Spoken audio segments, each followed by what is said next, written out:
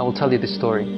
A man that existed amongst the companions who used to, you'd see him talking normal and smiling or laughing. And then suddenly at occasions, he would start to cry and cry so much until he went unconscious.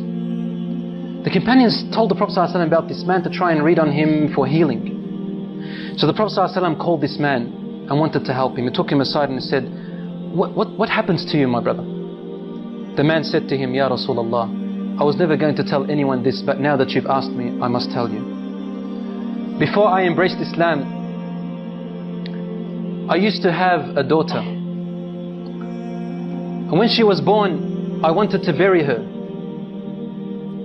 because the cultural ideology came into my mind. And I started to think that when she grows older, she will bring shame to my family. But I stopped myself. My heart for my daughter was overpowering. Years and years went by as I watched her grow. And then one day, when she reached close to a blossoming age, she was about to become a lady. He said, I began to have nightmares and desperation and distress.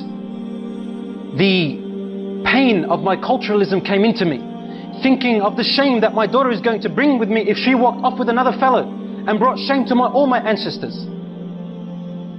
Day by day, I wanted to do something, but then my heart, my love stopped me. Until one day, he said, I could not handle it anymore, Ya Rasulullah.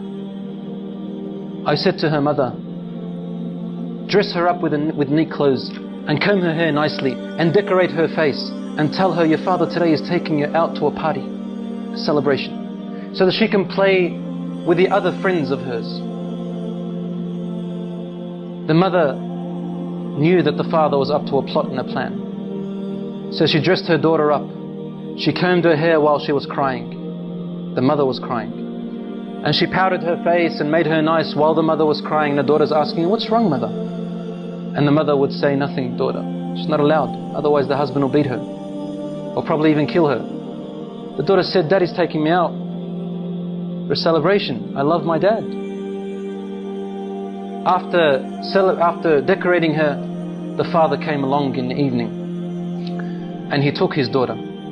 The wife grabbed her husband's hand and said to him, and whispered to him, but his daughter could hear. And she said some words that made his heart shiver, and the daughter to remember. لا تضيع الأمانة يا رجل. O man, do not lose the trust. Your daughter is your trust. The man took his daughter away. And on his way, he's thinking to himself, what am I going to do? And the daughter is playing around her father, thinking that her father loves her. He said, I approached a very deep well which was steep and deep and it had rocks, sharp rocks at the bottom.